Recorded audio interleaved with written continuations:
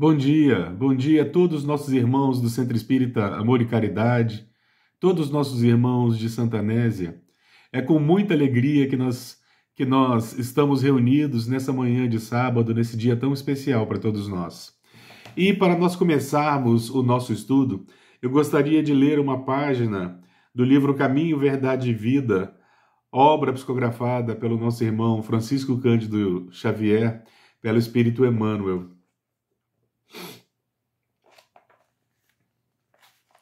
Abrimos no item 111, Orientadores do Mundo. Respondeu-lhes Jesus: És mestre em Israel e não sabes disso? João capítulo 3, versículo 10. É muito comum nos círculos religiosos, notadamente nos arraiais espiritistas, o aparecimento de orientadores do mundo, reclamando provas da existência da alma. Tempo virá em que semelhantes inquirições serão consideradas pueris, porque, afinal, esses mentores da política, da educação, da ciência, estão perguntando, no fundo, se eles próprios existem. A resposta de Jesus a Nicodemos, embora se refira ao problema da reencarnação, enquadra-se perfeitamente ao assunto, uma vez que os condutores da atualidade prosseguem indagando sobre realidades essenciais da vida. Peçamos a Deus, auxilie o homem para que não continue tentando penetrar a casa do progresso pelo telhado. O médico leviano, até que verifique a verdade espiritual, será defrontado por experiências dolorosas no campo das realizações que lhe dizem respeito. O professor, apenas teórico, precipitar-se-á muitas vezes nas ilusões. O administrador improvisado permanecerá exposto a erros tremendos, até que se ajuste à responsabilidade que lhe é própria. Por esse motivo, a resposta de Jesus aplica-se com acerto às interrogações dos instrutores modernos. Transformados em investigadores, dirigem-se a nós outros, muita vez com ironia, reclamando a certeza sobre a existência do Espírito. Entretanto, eles orientam os outros e se introduzem na vida dos nossos irmãos em humanidade. Considerando essa circunstância e se tratando de problema tão essencial para si próprios, é razoável que não perguntem por que devem ser. Bom dia mais uma vez. Após a leitura dessa página, que vai nos auxiliar, inclusive, no estudo que faremos, eu gostaria de convidá-los a todos que nós possamos, por alguns instantes, vamos agradecer a Deus, vamos orar em gratidão por todas as oportunidades que temos.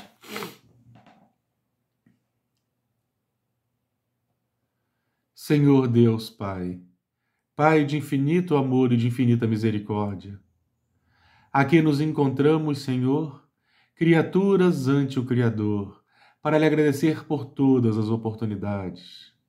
Te agradecemos, Senhor, pelo pão nosso de cada dia que não nos faltou. Te agradecemos pelas cobertas, pelas vestes que nos protegem do frio. Te agradecemos pelo teto que nos abriga, quando sabemos que existem tantos, Senhor, que necessitam ainda sentir o frio. Te agradecemos, Senhor, pela oportunidade de servirmos, de auxiliarmos aqueles irmãos que sofrem, aqueles irmãos que se encontram em momentos de angústia, em momentos de dificuldade. Te agradecemos por nossas famílias, porque sabemos que existem tantos irmãos que caminham na solidão, tantos irmãos que não têm, às vezes, a oportunidade de alguém para consolar, de alguém para conversar. Te agradecemos, Senhor, até mesmo pelas dificuldades que nós enfrentamos. Somos gratos pelas provas.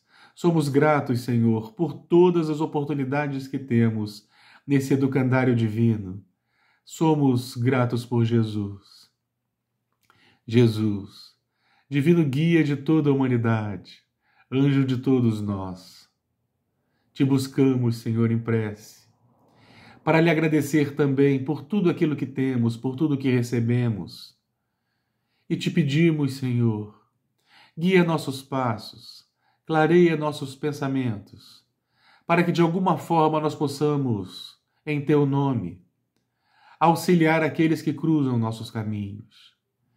e que a tua luz, Senhor, se faça presente em nossos corações, mas principalmente através de nossas atitudes.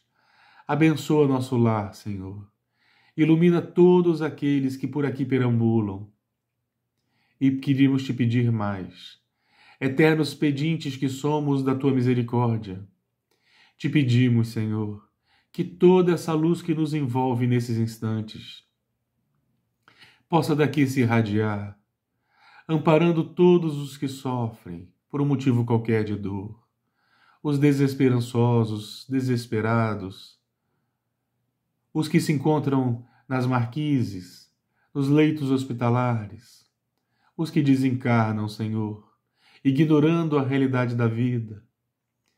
Que a sua luz possa amparar e envolver todos aqueles em que nós mentalizamos, nossos amigos, nossos familiares.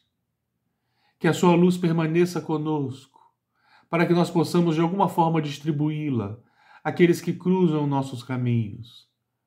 E assim, Senhor, primeiramente em nome de Deus, nosso Pai, em teu nome, Jesus, em nome de todos os nossos amigos espirituais, nós possamos iniciar o estudo dessa manhã. Obrigado por tudo, Senhor.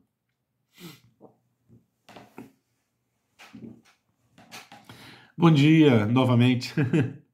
Meus irmãos, eu gostaria de começar o nosso estudo lembrando uma passagem muito especial contida no Evangelho de Lucas.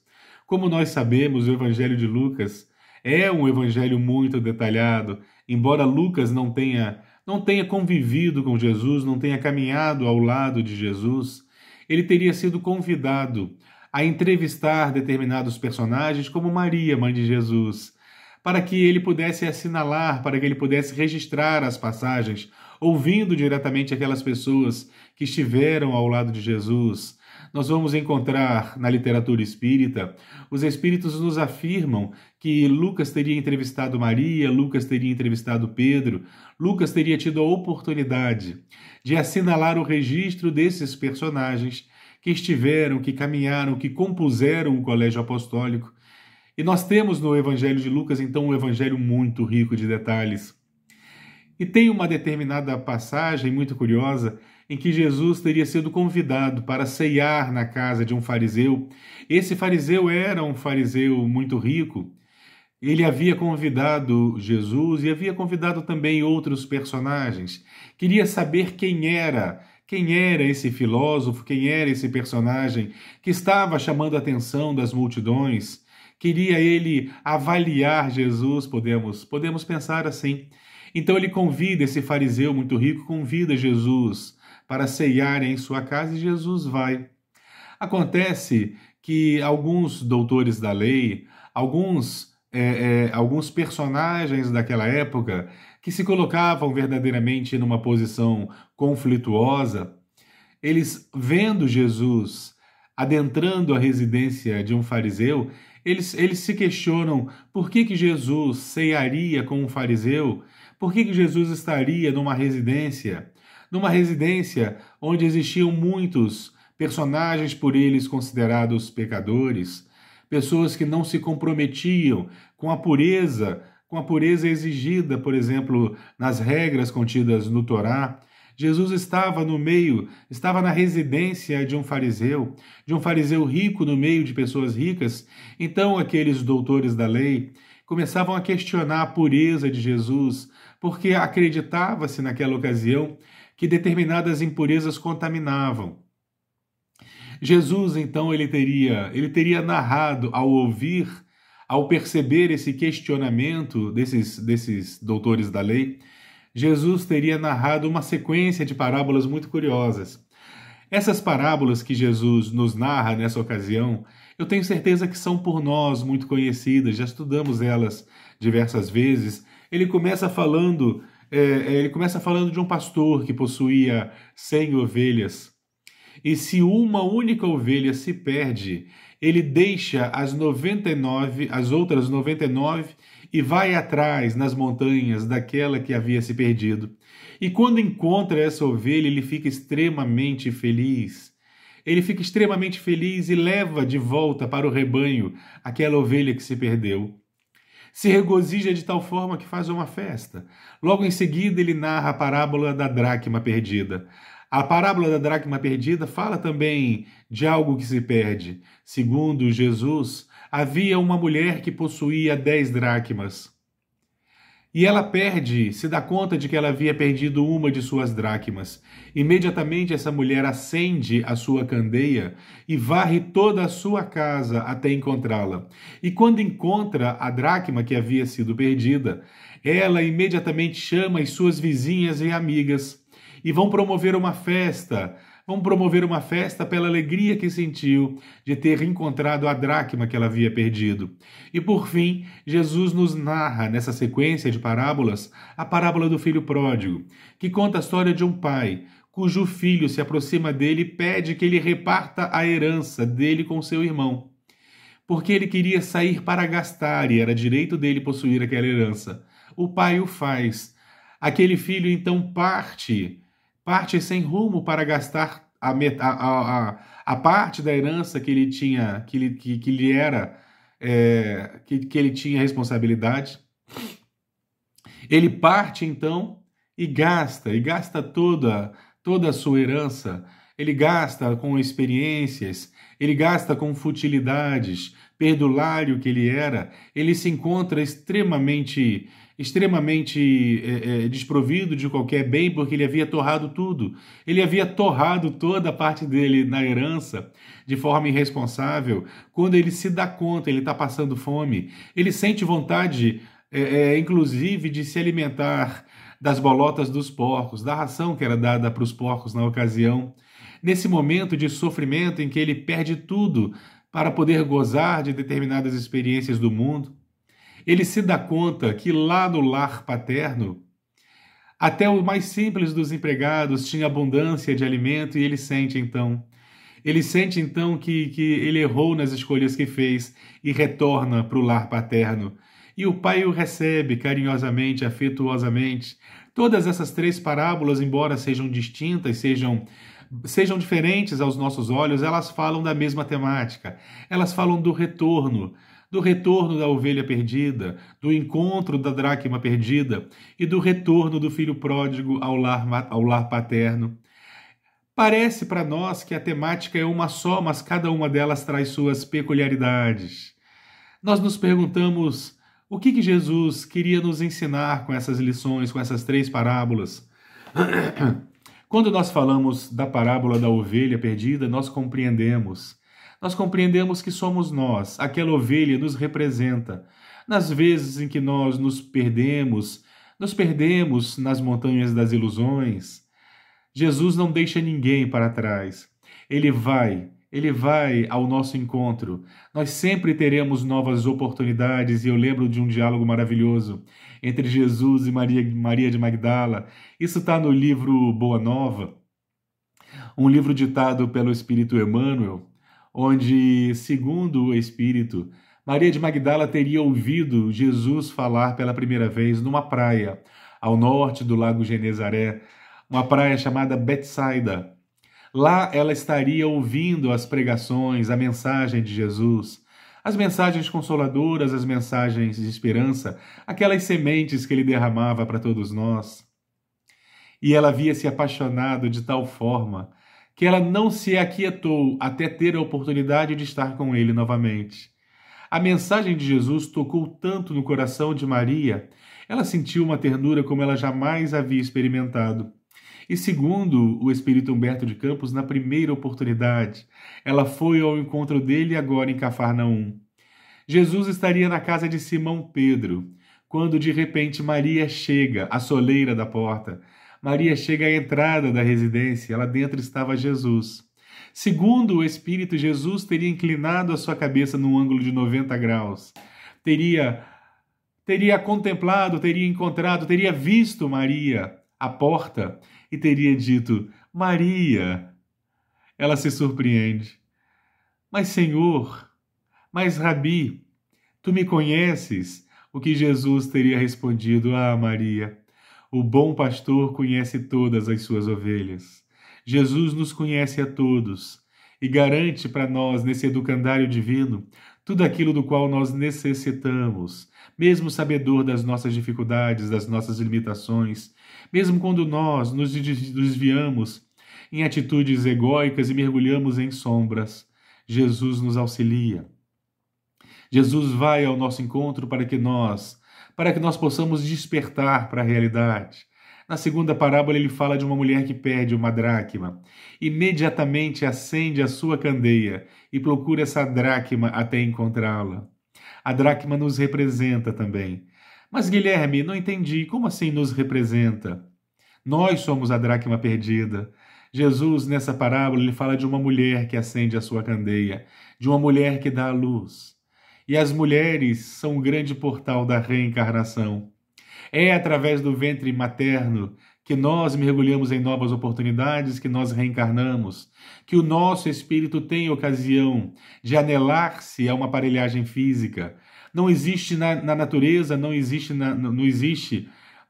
é conhecimento humano, nenhum outro maquinário que seja capaz de gerar a vida biológica, com exceção do ventre materno.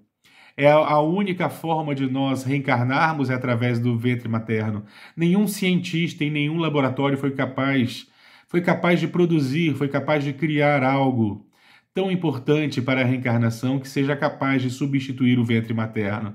As mulheres são verdadeiramente o grande portal das reencarnações. Por isso Jesus começava essa parábola referindo-se a uma mulher. Porque é através das reencarnações que nós temos novas oportunidades de recomeço, oportunidades de reencontro para o nosso burilamento. Mas aquela mulher, de alguma forma, ela tem a necessidade de acender a sua candeia para procurar a dracma perdida. Ela começa a varrer a sua casa até encontrá-la, porque nós somos trazidos à reencarnação. Quando nós encontramos nas sombras, quando nós nos encontramos nas trevas que nós produzimos em nossos corações, nas sombras dos nossos pensamentos mais egoísticos, é através da reencarnação que nós temos oportunidades dos recomeços, podemos permanecer na erraticidade, podemos permanecer muito tempo, mas sempre seremos assaltados pela oportunidade da reencarnação. A reencarnação é para nós a grande chance de nós, matriculados nesse educandário, de nós recomeçarmos, de nós reencontrarmos aqueles com quem nós temos necessidades. É a grande oportunidade do progresso espiritual. A reencarnação é para nós, dentre os diversos mecanismos que existem na natureza, para o nosso burilamento no caminho da nossa felicidade. A reencarnação é o grande maquinário que faz com que as almas recomecem, com que as almas se reencontrem, com que as almas tenham oportunidade de refletir e expiar. Então é através da reencarnação que todos nós recomeçamos. Quantas vezes forem necessárias, porque essa é a lei. Nós somos aquela dracma que se perdeu, mas aquela mulher acende a sua candeia e varre a casa até encontrá-la, e quando encontra, ela imediatamente dá uma festa. Ela dá uma festa de alegria e chama as suas vizinhas para que todos possamos comemorar o encontro da dracma perdida. A dracma somos nós. Da mesma forma como aquela ovelha dita por Jesus também nos representa. Mas na parábola da dracma nós compreendemos que é através da reencarnação, e dos recomeços, que nós vamos ter novas oportunidades, que nós vamos ter oportunidade de confrontarmos-nos, de dissipar as sombras que nós carregamos, que nós teremos a oportunidade de transmutar, de transformar todo ódio em amor, todo rancor em perdão. Nós teremos oportunidade de transformar todo egoísmo em altruísmo. Nós teremos verdadeiramente oportunidade de transformar toda mágoa em novas oportunidades e fraternidade, porque essa é a lei. E é através da reencarnação e das peculiaridades da reencarnação, como o esquecimento do passado, que nós temos nela a grande oportunidade do recomeço verdadeiro. É como se nós tivéssemos a oportunidade de recomeçar do zero, porque o esquecimento do passado, ele faz isso. Ele faz com que aquelas almas tenham condições de voltar a conviver, de reencontrarem-se e, quem sabe, até caminhar lado a lado, porque todos nós, semelhante ao que aconteceu com aquela ovelha que se perdeu, todos nós caminharemos junto do rebanho, todos nós caminharemos tendo Jesus como nosso pastor divino, e ele garantiu-nos que nenhum de nós ficará para trás, que nenhum de nós se perderá, todos teremos sempre novas oportunidades. Quantas oportunidades forem necessárias, porque Deus não tem pressa. Deus não tem pressa, meus irmãos, porque a pressa é uma imperfeição e Deus é perfeito. Quem tem que ter pressa somos nós, porque percebemos que conforme nós vamos adiando o encontro com Ele, nós vamos acumulando mágoas e dores, nós vamos nos distanciando da felicidade. Então permitamo-nos, aproveitemos as oportunidades que a vida nos oferece. E por fim Jesus fala, a parábola do filho pródigo, que também nos representa, quando nós, aquele indivíduo, ele pede ao pai a metade da sua herança, a metade da herança da qual ele tinha direito, tendo em vista que ele tinha um irmão. E ele sai para gastar, para desperdiçar, até o momento em que ele percebe, que ele se encontrava miserável. Ele havia, de forma perdulária, gastado toda a herança, todo o patrimônio que o seu pai havia acumulado para lhe garantir uma vida confortável. Ele havia gastado com as coisas do mundo, com os prazeres do mundo, com banquetes. E ele se encontrava agora numa situação tão delicada de quase passar fome, onde ele sentia vontade de comer o alimento dos porcos. Nesse momento ele faz uma reflexão e se arrepende, porque ele se lembra que no lar paterno, até os mais simples dos empregados tinham bons alimentos, tinham um teto, tinham abrigo, tinham proteção. E ele se arrepende imensamente da sua atitude tão egoística e retorna, e o pai o recebe e também faz uma festa. Somos nós também. Deus, nós sabemos, através de diversas mensagens oriundas dos Espíritos Consoladores, o quanto que se regozijam os Espíritos quando qualquer um de nós tem oportunidade de fazer algo verdadeiramente construtivo, algo verdadeiramente positivo. Nós conhecemos um personagem chamado Jerônimo Mendonça. Ele reencarnou na década de 50, ele reencarnou com extrema dificuldades físicas, extremas limitações.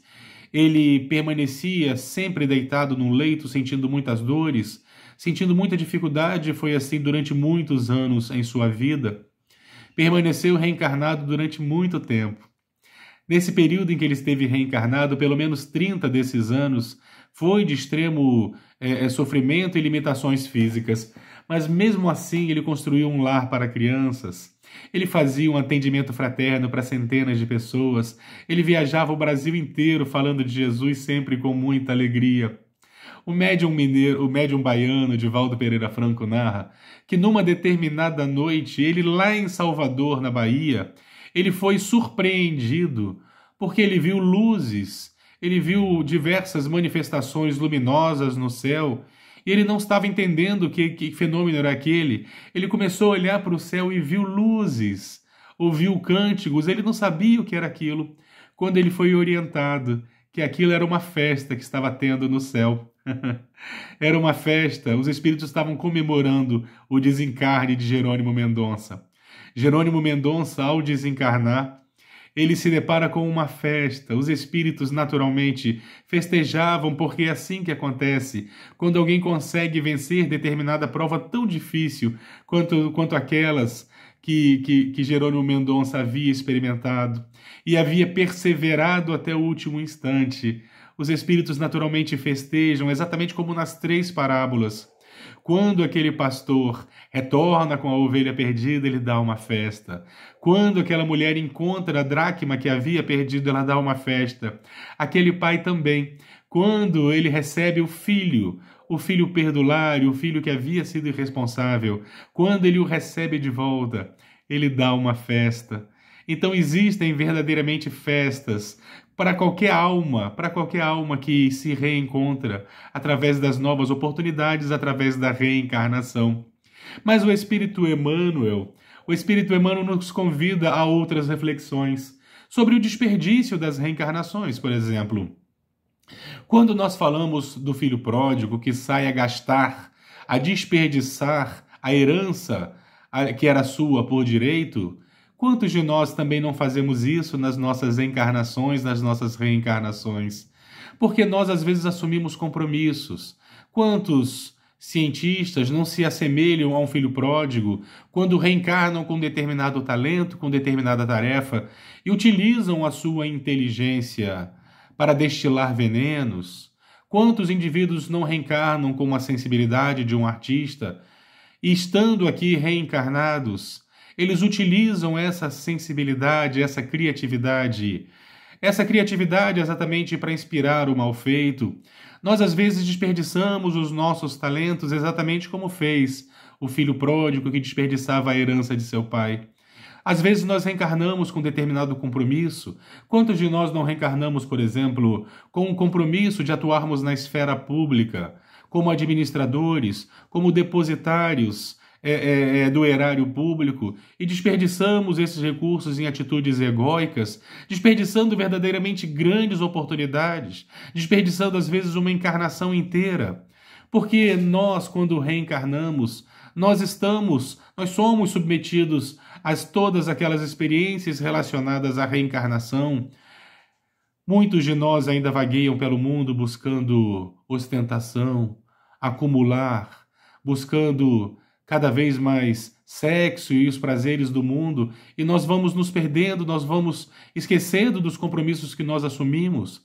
Quantas histórias nós não conhecemos de irmãos que tiveram a oportunidade de assumir cargos públicos com o objetivo verdadeiramente de melhorar a vida das pessoas, de auxiliar a comunidade, de minimizar a fome, de esclarecer, de produzir luz. E essas pessoas se perdem exatamente como o filho pródigo, desperdiçam uma grande oportunidade, porque a reencarnação é para todas nós uma grande oportunidade. E nós às vezes desperdiçamos em atitudes egóicas, mas todos nós sempre, invariavelmente, sempre teremos oportunidade dos recomeços. E recomeços que recomeçaremos praticamente do zero, esquecendo o mal feito, para que nossas consciências tenham também alívios, para que aquelas pessoas que nós subtraímos possam estar novamente conosco. Nós recomeçamos, valendo-nos naturalmente do esquecimento do passado, nós reencontramo-nos, e assim todos nós, sem exceção, caminharemos rumo à nossa verdadeira libertação. Estamos nesse educandário divino para que nós possamos alçar voos, vencermos-nos. E Jesus garantiu-nos que nós recebemos aqui tudo aquilo que nós necessitamos, tudo aquilo que nós precisamos para o nosso progresso. Essas 3 parábolas são para nós parábolas muito especiais no Evangelho de Lucas. Tanto a parábola da ovelha perdida, como a parábola da dracma perdida e a parábola do filho pródigo, que não à toa estão em sequência, as 3 parábolas no Evangelho de Lucas, elas representam-nos para que nós possamos entender que todos nós sempre teremos novas oportunidades. Não desperdicemos essa oportunidade. O Pai nos recebe, invariavelmente, quando nós retornamos ao seio paternal de onde todos nós partimos em algum momento. A nossa tarefa na Terra é melhorarmos-nos, vencermos-nos. Não vamos desperdiçar essa grande oportunidade, porque o tempo é um bem muito precioso para todos nós, e a reencarnação também. A reencarnação é algo tão complexo que não deveria ser, em hipótese nenhuma, desperdiçado, embora já tenhamos desperdiçado algumas vezes. Meus irmãos, eu gostaria de convidá-los a todos para que nós possamos orar, para que nós possamos agradecer a Jesus esses instantes que nós estivemos juntos, e eu espero sinceramente ter a oportunidade de revê-los todos em breve.